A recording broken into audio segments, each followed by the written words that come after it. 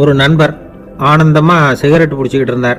இந்த பழக்கத்தை விட்டுவிடுங்களேன் அப்படின்னு சொல்லி பார்த்தோம். விட்டுடலாம்னு தான் பார்க்குறேன், ஆனால் முடியலையேன்னார்.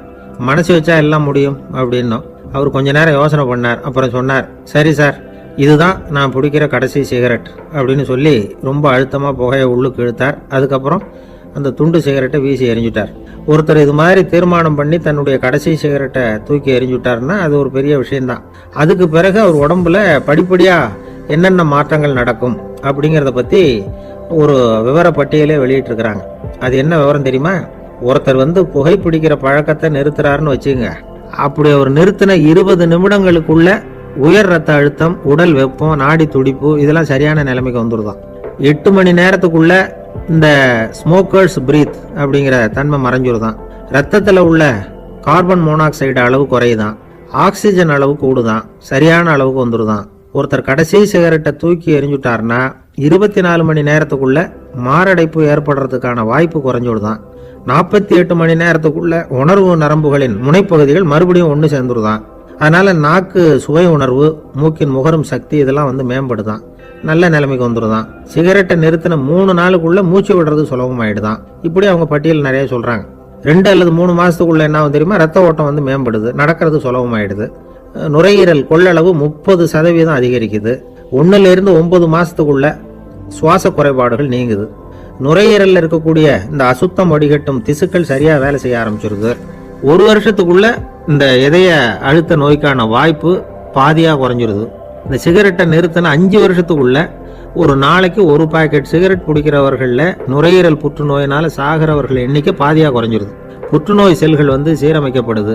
ஆக ஒருத்தர் புகைக்கிறத விட்டுணும்னு தீர்மானம் பண்ணி தன் கையில் இருக்கிற சிகரெட்டை இதுதான் கடைசின்னு சொல்லி தூக்கி எறிஞ்சுட்டா அதுக்கப்புறம் படிப்படியா இவ்வளவு நன்மைகளும் மாற்றங்களும் ஏற்படுறதாக இந்த அமெரிக்கன் கேன்சர் சொசைட்டி தெரிவிச்சிருக்குது. அதனால புகைப்பழக்கம் உள்ளவங்க இதெல்லாம் கொஞ்சம் யோசிச்சு பார்த்து அந்த பழக்கத்தை விட்டு விடுறது ரொம்ப நல்லது. ஆனா அதையெல்லாம் நாம சொன்னா யாரு கேட்கறாங்க? என்னுடைய நண்பர் ஒருத்தர் புகைப்பழக்கம் உள்ளவர், அவர் என்கிட்ட சொன்னார், சார், சிகரெட் பிடிக்கிற பழக்கத்தை விட்டு விடுறது என்னை பொறுத்த வரைக்கும் ஒன்றும் பெரிய கஷ்டமான செயல் இல்லை, அது ரொம்ப சுலபம் அப்படின்னார். எப்படி சொல்றீங்கன்னு கேட்டேன். நான் ஏற்கனவே 20 தடவை அந்த பழக்கத்தை விட்டுருக்கேன் சார் அப்படின்னார் ரொம்ப பெருமையா.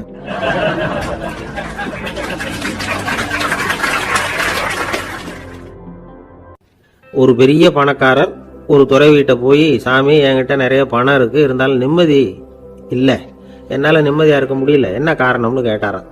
உடனே அந்த துறவி இதுக்கு நேரடியாக பதில் சொல்லாமல் பக்கத்தில் நின்றுக்கிட்டு இருந்த ஒரு குழந்தைய கூப்பிட்டார். அது ஓடியாந்தது. ஒரு ஆப்பிள் பழத்தை எடுத்து அது கையில் கொடுத்தார். அதை வாங்கிக்கிட்டு குழந்தை சிரிச்சுது. இன்னொரு பழத்தை எடுத்து கொடுத்தார். அதை இன்னொரு கையில் வாங்கிட்டு சிரிச்சுது. 3வது ஆப்பிள் எடுத்து கொடுத்தார். 2 பழத்தையும் நெஞ்சில் அணைச்சிக்கிட்டு 3வது பழத்தையும் வாங்கறதுக்கு முயற்சி பண்ணிச்சு. ஆனால் அது உடனே நழுவி கீழே விழுந்து உருண்டு ஓடிச்சு. ஏற்கனவே இருந்ததும் விழுந்துட்டுது. இப்போ அந்த குழந்தை அழ ஆரம்பிச்சுட்டுது. இப்போ அந்த துறவி பணக்காரர்கிட்ட சொன்னாராம், குழந்தைய கவனிச்சியா, 2 ஆப்பிள் போதும்னு அது நினைச்சிருந்தா இப்போ அது அழ வேண்டிய அவசியம் வந்திருக்குமா அப்படின்னாராம். எதுவுமே அளவுக்கு மிஞ்சினா துன்பம்தான். இந்த காலத்தில் இதெல்லாம் யாரு காதில் வாங்குறாங்க? ஒருத்தனை நல்ல வழிக்கு கொண்டு வரணும்னு நினைச்சு அவனை கூப்பிட்டு உட்கார வச்சு இந்த கதையை சொல்லிட்டு இருந்தாங்க. சொல்லிவிட்டு அந்த குழந்தை செஞ்சது தப்பு தானே அப்படின்னு கேட்டிருக்கிறாங்க. ஆமாம், தப்பு தான், நானா இருந்தா அப்படி செஞ்சிருக்க மாட்டேன் நானா இவன். 2 பழமே போதும்னு சொல்லியிருப்பியா அப்படின்னு கேட்டிருக்காங்க. அப்படி இல்லைங்க, அவர் கொடுக்க கொடுக்க ஒவ்வொரு பழமா வாங்கி பின்னாடி வச்சுட்டு மறுபடியும் கையை நீட்டுவேன் அப்படிங்கிறானா. இவெல்லாம் எந்த காலத்துல திருந்துறது?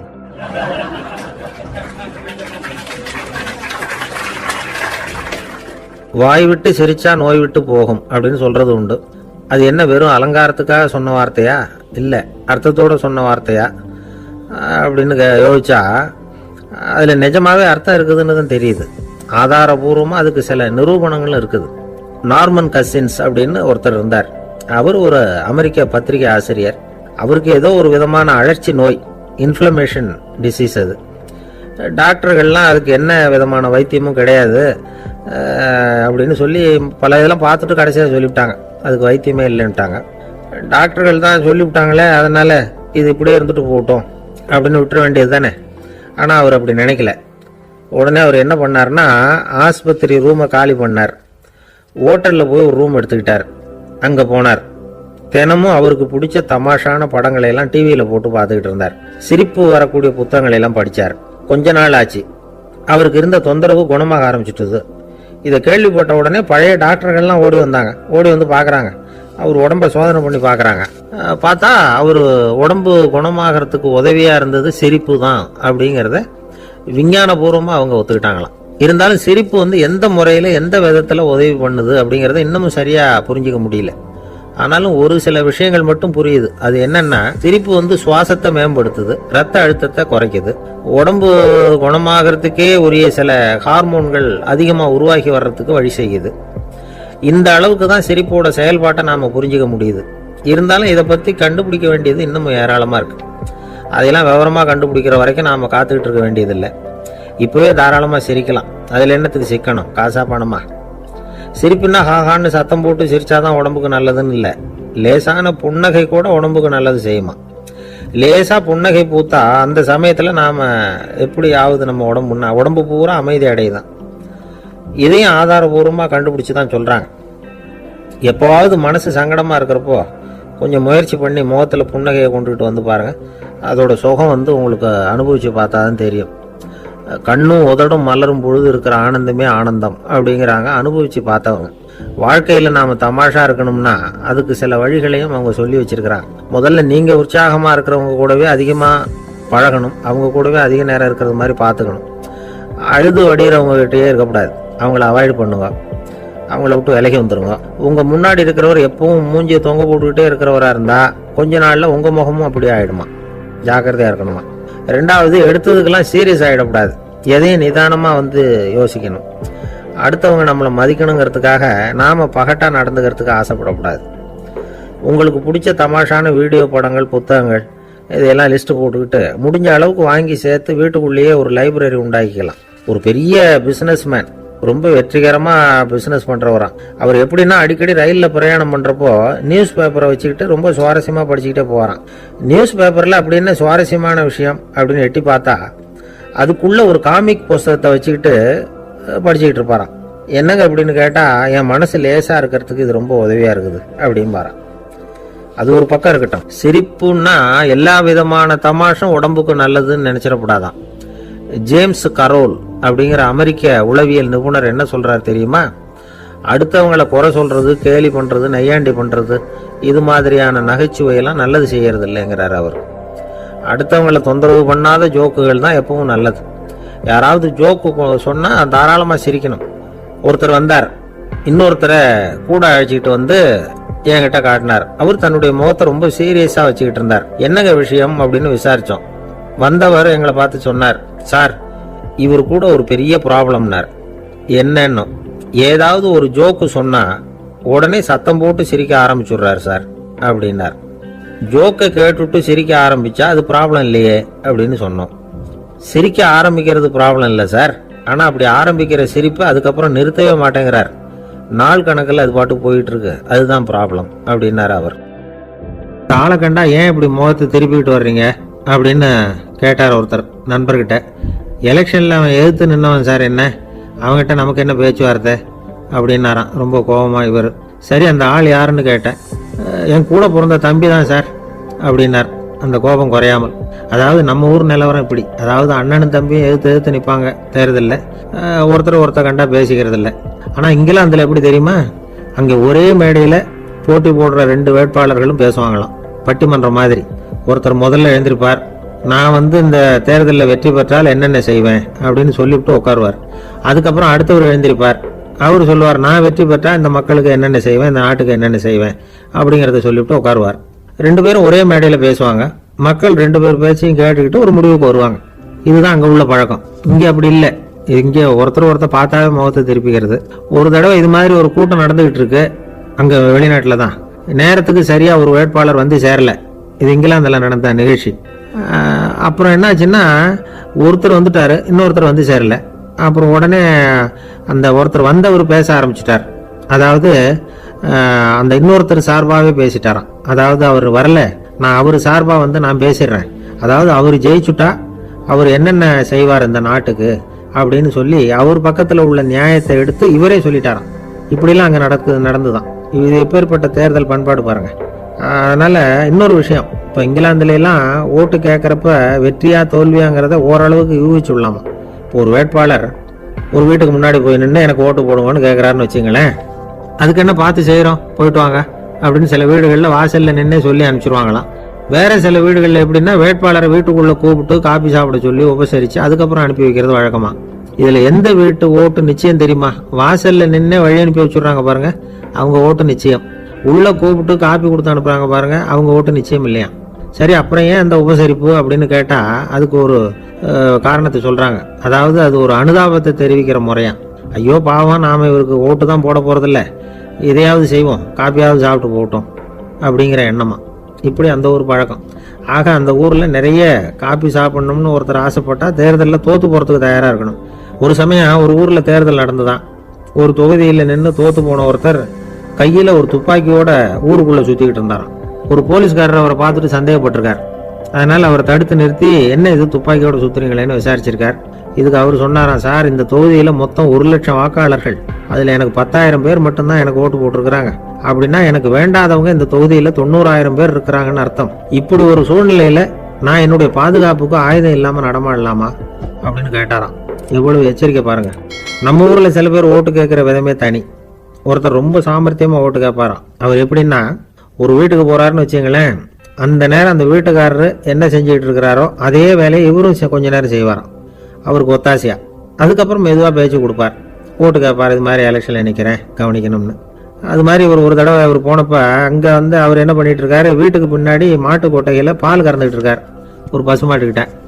அந்த வீட்டில் இவர் ஓட்டு கேட்க போனவர் இவர் ஓடி போய் இன்னொரு சொம்பை எடுத்துக்கிட்டு அதே மாட்டுக்கு இன்னொரு பக்கம் போய் உட்காந்துக்கிட்டு இவரும் பால் கறக்க ஆரம்பிச்சிட்டார். எதிர உட்காந்துட்டு இருக்காரு அவரு, இவர் இந்த பக்கம் உட்காந்துருக்காரு. கீழே கொஞ்சம் குனிஞ்சு பார்த்தா ஒருத்தர் முகத்தை ஒருத்தர் பார்க்கலாம். கொஞ்ச நேரம் ஆனதுக்கப்புறம் இவர் மெதுவாக அவர்கிட்ட பேச்சு கொடுத்தாராம். இது மாதிரி நான் எலெக்ஷனில் நிற்கிறேன், நீங்கள் ஓட்டு போடணும், அதுக்காக தான் வந்தேன்னாராம். அது முடியாதுங்களேன்னாராம் அவர். ஏன்னு கேட்டிருக்கார். நான் இந்த வீட்டுக்காரன் இல்லை, நானும் உன்ன மாதிரி ஓட்டு கேட்க வந்தவன் தான் அப்படின்னாராம் அவர்.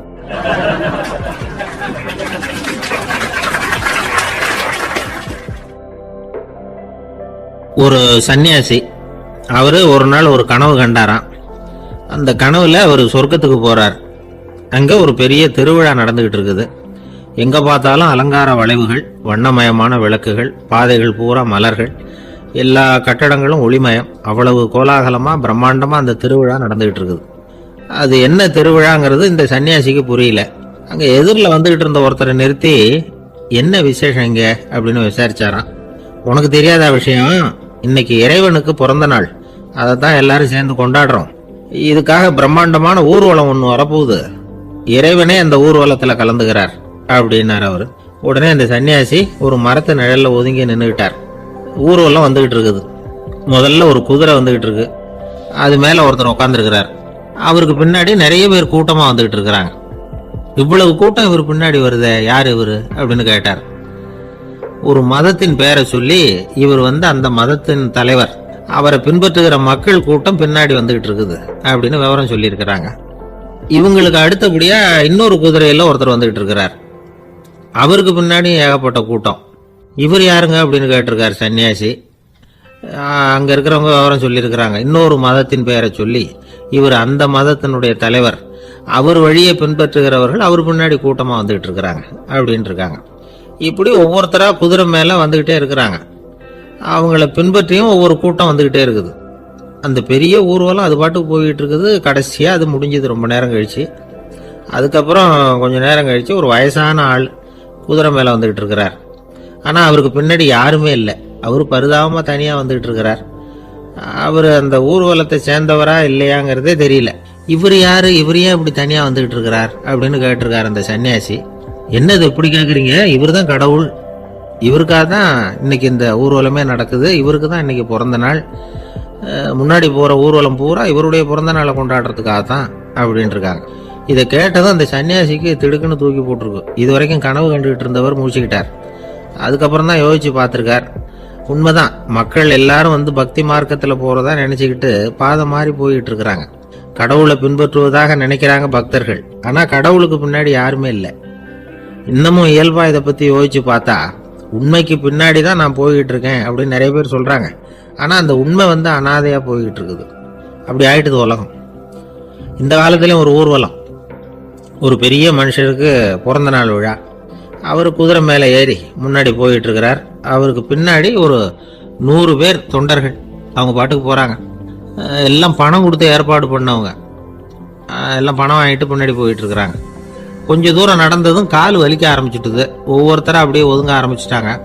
அதான் முன்னாடியே பணம் கிடைச்சிட்டுதே, இனிமேல் ஒதுங்கினா என்னன்னு ஒதுங்கிட்டாங்க. ஒரு கட்டத்தில் குதிரையில் போகிறவர் தற்செயலாக திரும்பி பார்க்குறாரு, பின்னாடி யாருமே இல்லை, எல்லாரும் ஓடி போயிட்டாங்க. ஒரே ஒரு ஆள் மட்டும் ரொம்ப விசுவாசமாக பின்னாடி நடந்து வந்துக்கிட்டு இருந்தான். ஏன்ப்பா நீ மட்டும் வந்துக்கிட்டு இருக்கிறியே, நீ வீட்டுக்கு போகலையான்னு கேட்டிருக்காரு அவர். நீங்கள் அந்த குதிரையையும் அதுக்குள்ள வாடகை பணத்தையும் கொடுத்துட்டீங்கன்னா நானும் போயிடுவேன் அப்படின்னு நானா இந்த ஆள்.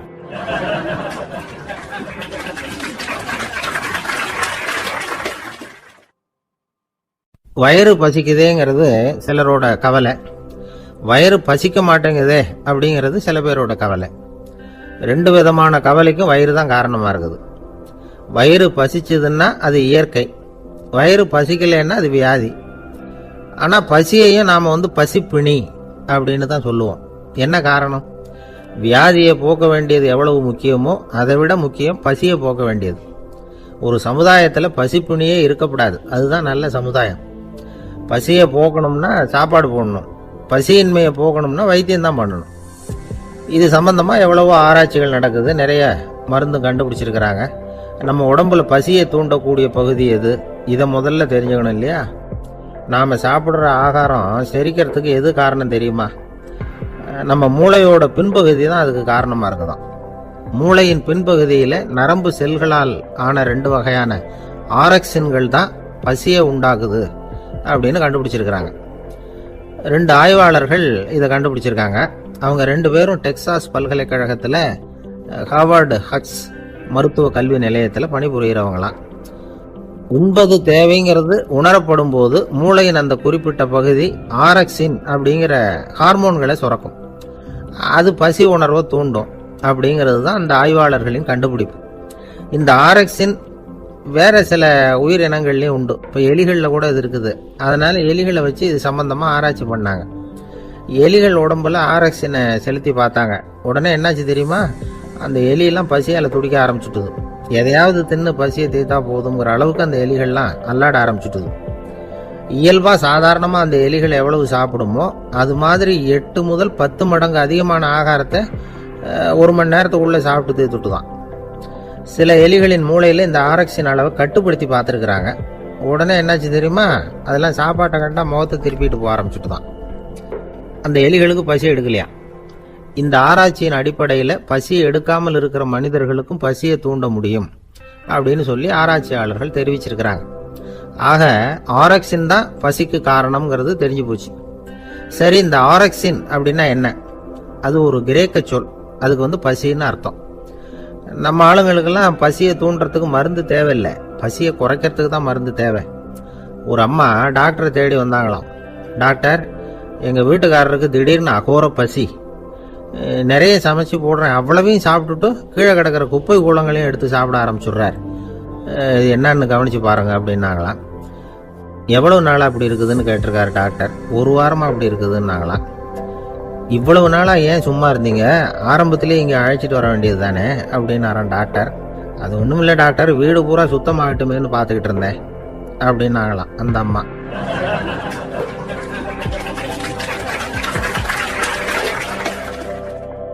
இந்த காலத்து காதலன் தன்னுடைய காதலிகிட்ட சொன்னானாம், இதை பாரு, உன் பேரில் எனக்கு அளவு கடந்த அன்பு, உனக்காக என்ன செய்யணும் சொல்லு செய்கிறேன், நெருப்பில் நடக்கணுமா நடக்கிறேன், நீரில் குதிக்கணுமா குதிக்கிறேன், உயிரையே கொடுக்கணுமா கொடுக்குறேன் அப்படின்னா. சரி, வர்றேன் ஞாயிற்றுக்கிழமை சாயந்தரம் 6 மணிக்கு இதே இடத்துக்கு வாங்க அப்படின்னு அந்த பொண்ணு. இவன் கொஞ்சம் யோசனை பண்ணி பார்த்துட்டு, அன்னைக்கு மழை பெய்யாமல் இருந்தால் வந்துடுறேன் அப்படின்னானா. ஒரு பெரிய அரசன் இந்த உலகம் பூராவையும் ஆண்டுகிட்டு இருந்தான். ரொம்ப காலம் அப்படி அரசாட்சி பண்ணிக்கிட்டு இருந்தான். திடீர்னு அவனுக்கும் சில எதிரிகள் முளைச்சாங்க. அவங்கெல்லாம் ஒன்று சேர்ந்து இவனை தோற்கடிச்சுட்டாங்க. தோற்று போனது இவனுக்கு பயம் வந்துட்டுது, எங்கே எதிரிகள் நம்ம கொண்டுடுவாங்களோ அப்படின்னு. வெளியில் வந்தால் தனக்கு ஆபத்துன்னு பயந்துக்கிட்டு யாருக்கும் தெரியாமல் ஒரு குகைக்குள்ளே போய் பதுங்கி கிடக்கிறான். நிலைமையை பாருங்க. முதல் நாள் அரண்மனையில் அதிகாரம் பண்ணிக்கிட்டு இருந்தவன் மறுநாள் குகையில் பயந்து போய் பதுங்கி கிடக்கிறான். ராத்திரி நேரம் வந்தது, பசி வயத்தை கிள்ளுது, பிச்சை எடுத்து சாப்பிட வேண்டிய நிலைமை. பிச்சை எடுக்கிறதுக்கு பாத்திரம் வேணுமே, என்ன பண்ணுறது அப்படின்னு அங்கேயும் இங்கேயும் பார்க்குறான். ஒரு மூலையில் யாரோ விட்டுட்டு போன ஒரு ஓடு கிடக்குது. அதை எடுத்துக்கிட்டு புறப்பட்டான். இருட்டில் வழி புரியல.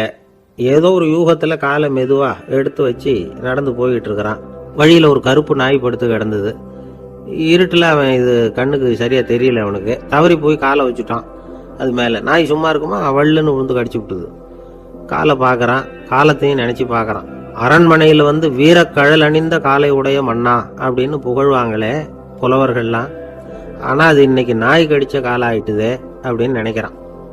அது மட்டும் இல்லை, முன்னாடி எல்லாம் பொற்கிண்ணங்களில் தான் அவன் சாப்பிடுவான். ஆனால் இப்போ உடஞ்சி போன ஓட்டு, அது ஓட்டை வந்து கையில் வச்சுக்கிட்டு நிற்கிறான். அதில் ஏதாவது யாராவது சாப்பாடு போடுவாங்களான்னு.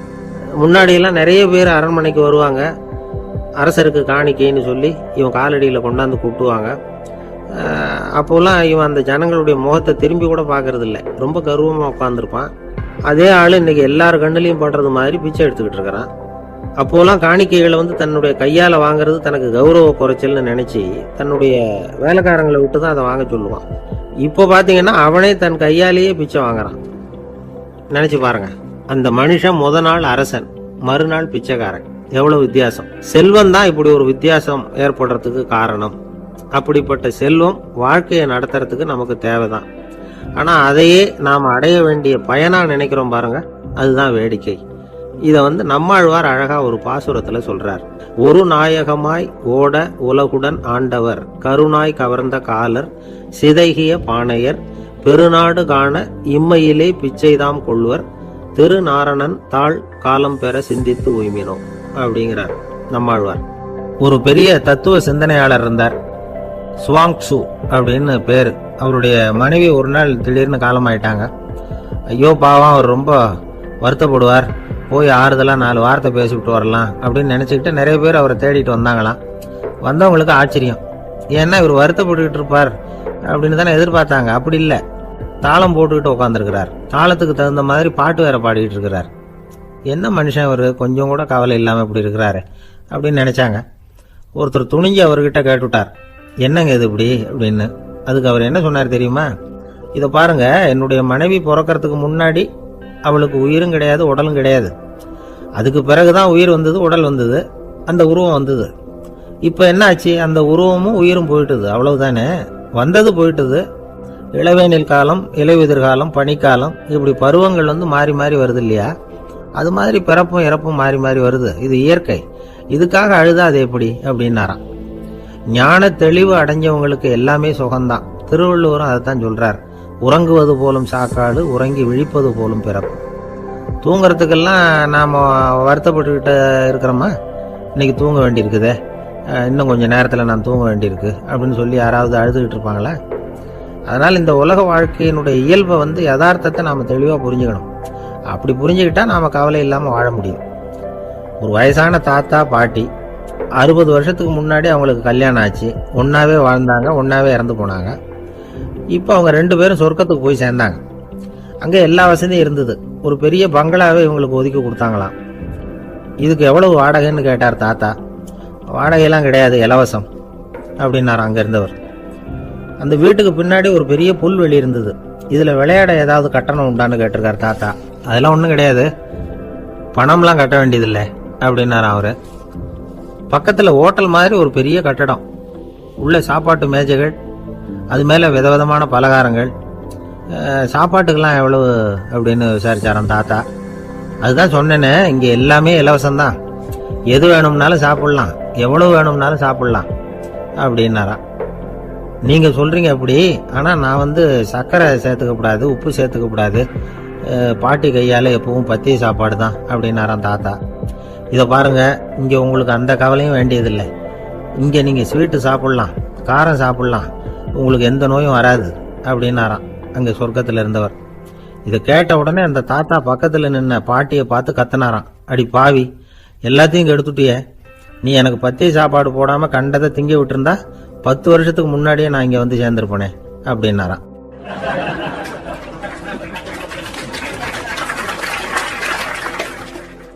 இப்போ மேலே எனக்கு அளவு கடந்த அன்பு அப்படின்னு யாராவது சொன்னா அதை அலட்சியமா நினைச்சிடக்கூடாது.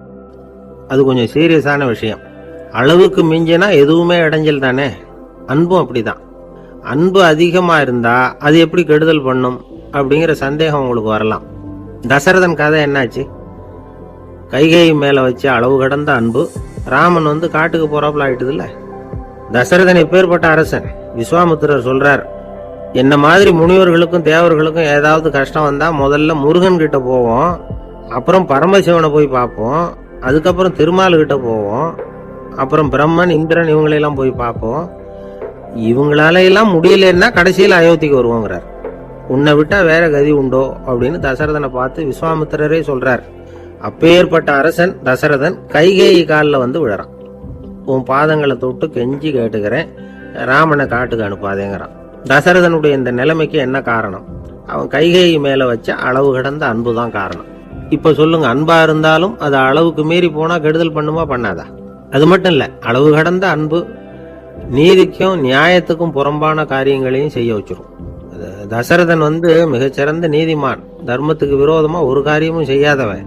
அப்பேற்பட்டவன் தன்னுடைய மனைவியை பார்த்து என்ன சொல்றான் தெரியுமா? உனக்காக நான் என்ன செய்யணும் சொல்லு, செய்யறேன். ஒரு குற்றமும் செய்யாத ஒருத்தனை கொல்லணுமா கொல்றேன். மரண தண்டனை விதிக்கப்பட்ட ஒருத்தனை விடுதலை செய்ய சொல்றியா செய்யறேன்.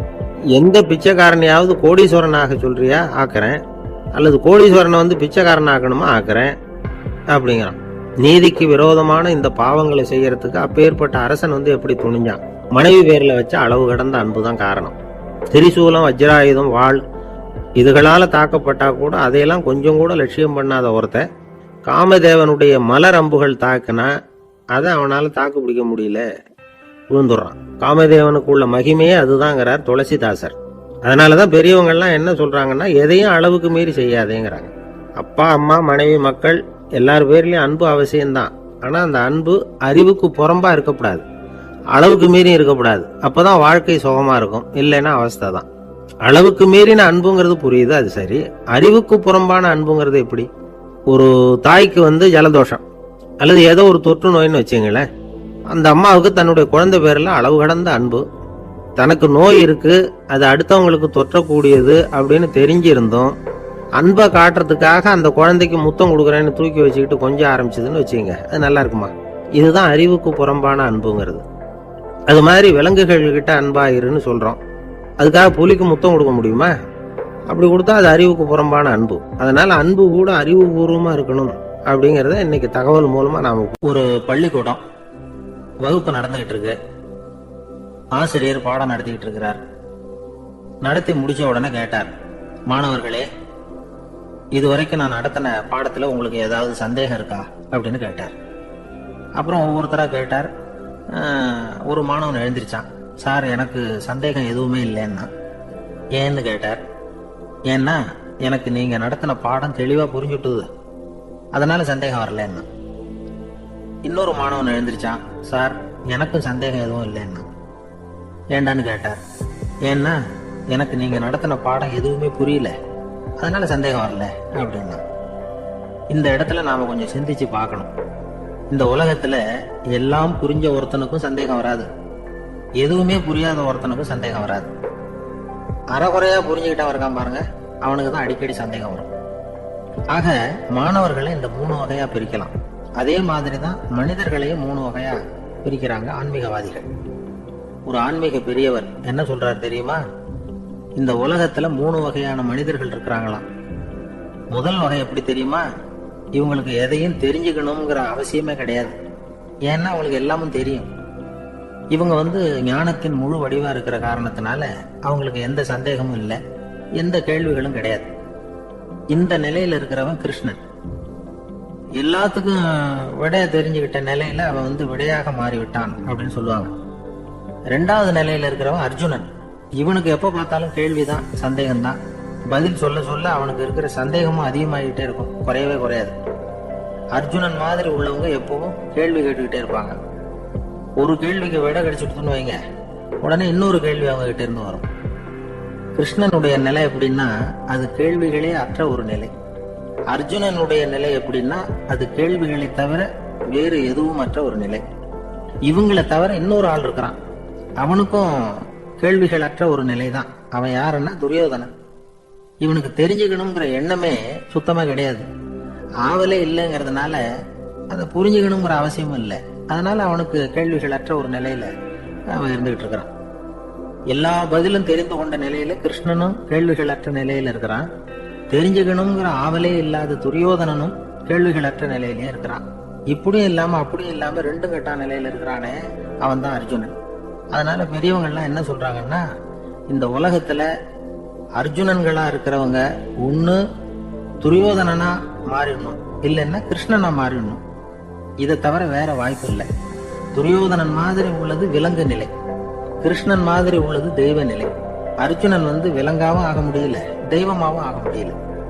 இப்படி